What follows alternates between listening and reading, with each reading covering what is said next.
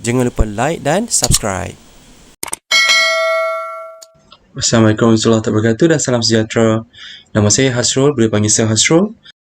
Hari ini saya akan membincangkan berkenaan dengan subjek sejarah, iaitu topik 8.4, iaitu kita bercakap berkenaan dengan peranan Kabinet pertama berlakunya pilihan raya peringkat perundangan masuk di seluruh tanah Melayu pada masa tersebut, mengadakan pilihan raya umum, di mana dalam pilihan raya umum tersebut Parti Perikatan telah memenangi kerusi dan membentuk kerajaan.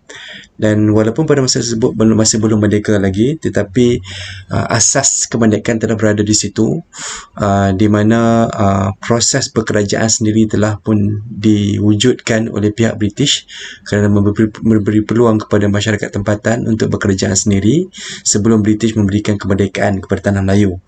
Jadi ini asasnya wujud kita panggil sebagai peranan Persekutuan Tanah Melayu dalam bentuk kabinet yang pertama, di mana walaupun pada masa tersebut tidak dikatakan sebagai kabinet pertama, tetapi dikategorikan sebagai sistem ahli.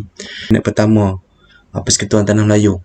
Seperti yang kita sedia maklum, di mana dalam sistem ahli tersebut dilantik 10 orang wakil daripada semua kaum, termasuk kaum Melayu, Cina dan juga India, dan 3 lagi ahli dilantik daripada pihak British, iaitu yang mengetuai setiausaha ekonomi, kewangan dan juga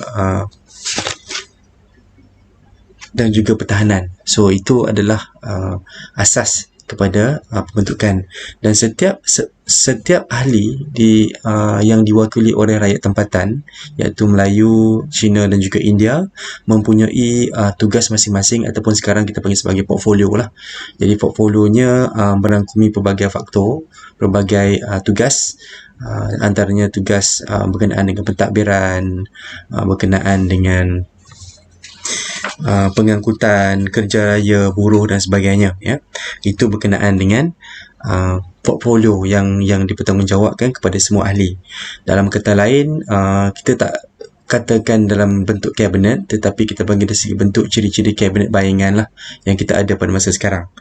Jadi dalam perkara tersebut juga wujudnya berkenaan dengan peranan-peranan yang dimainkan oleh ahli-ahli kabinet ni ataupun sistem ahli tersebut, di mana keperluan dan juga kewangan di dalam negara pada masa tersebut, dan juga berkait rapat juga dengan mengurangkan kuasa pentadbiran British bagi memberi peluang kepada rakyat-rakyat tempatan ataupun sistem ahli tersebut untuk berfungsi, dan juga membincangkan berkenaan dengan isu-isu keselamatan dan sebagainya.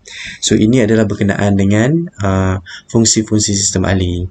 Jadi fungsi-fungsi sistem ahli ini juga berperanan untuk memberikan pendedahan awal lah kepada sistem-sistem ahli untuk berfungsi, dan juga dapat memberikan satu pengalaman dan juga peluang kepada masyarakat tempatan untuk berfungsi sebagai sebuah kerajaan sebelum kemerdekaan diberikan kepada tanah Melayu.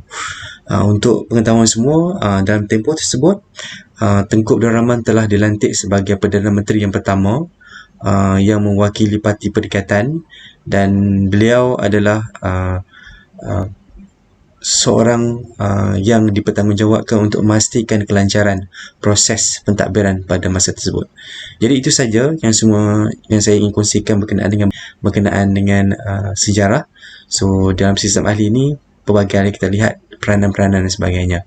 Jadi diharap semua maklumat tersebut dapat memberikan maklumat kepada pelajar-pelajar, dan diharap pelajar dapat melihatlah apakah fungsi sistem ahli, apakah peranan, dan bagaimana dia menyumbang kepada kemerdekaan negara pada masa tersebut. Jadi itu saja. Semua pelajar-pelajar boleh like dan subscribe untuk channel Sir Hasrul. Terima kasih. Assalamualaikum warahmatullahi wabarakatuh.